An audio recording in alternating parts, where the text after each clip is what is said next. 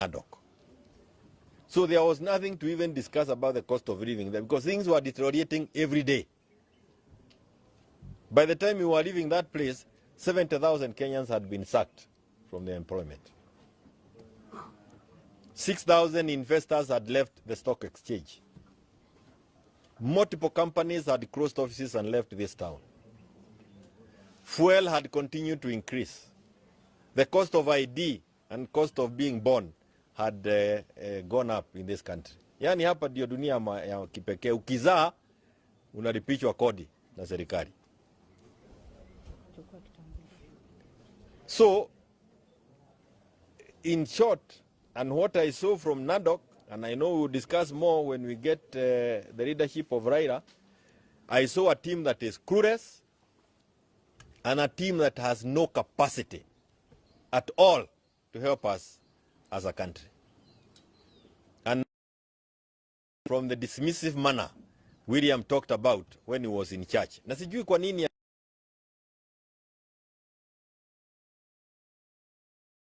kanisa Mount Kenya. Na unajua inafika pali hata watu wanakasirika. Yeye ametuharibia hata makanisa. We have no faith in churches like we used to be before he started coming to our churches. He'd rather stop.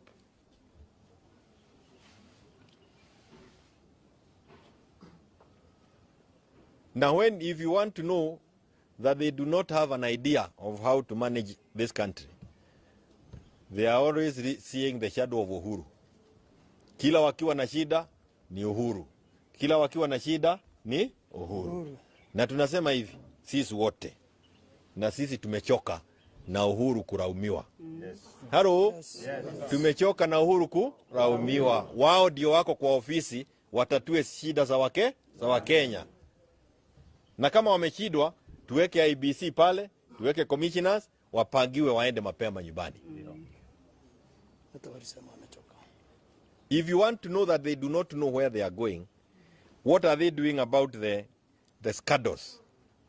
Margaret, anaitwa Margaret Nyakango, the controller of budget, alisema mambo ya budgeted corruption. Budgeted corruption. There is no way you can deal with the cost of living if you are budgeting for corruption. You cannot deal with the cost of living with the oil scandal, cooking oil scandal. You cannot deal with the cost of living with the oil scandal ambazo hii mambo ya petroli, the fuel scandals that are there, 17 billion plus. You cannot deal with the cost of living with the rice and maize scandal ambayo tumeambiwa sasa imetokea pia. And you cannot deal with the cost of living with the fertilizer scandal. You cannot deal with the cost of living with the loans scandal ambazo tuko nazo. Wanasema na wakopi na wanaokota pesa mpaka na miguu kila wakitembea huko. Now within a year we are heading to do almost 4 trillion shillings. The total amount of money that was borrowed by Uhuru during his time. Na kado na ile. At least Uhuru alikuwa naenda anachukua loans, tunaona expressway.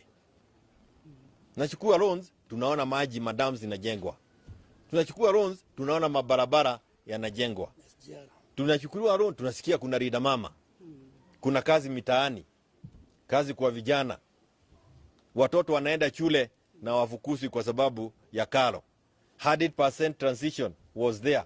We knew the capitation was being paid to schools.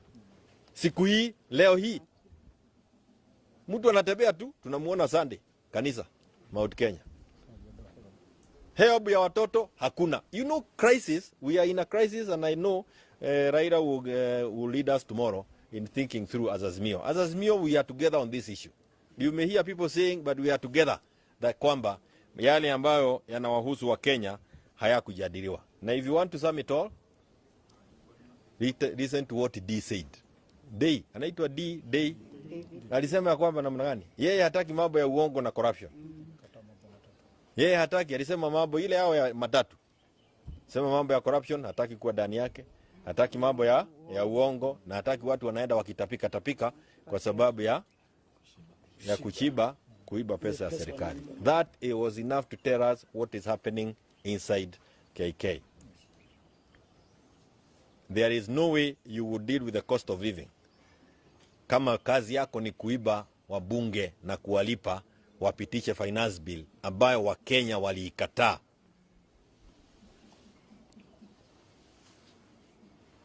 La mwisho ni kwamba Mount Kenya hakuna mogeki. When we come together as people from Mount Kenya, you will be very naive. In fact, let me use a very difficult word. I will not use it. But you will be very naive to think that you are going to call us mogeki. Sasa hawa ni mogeki. Watatuita tu hivyo.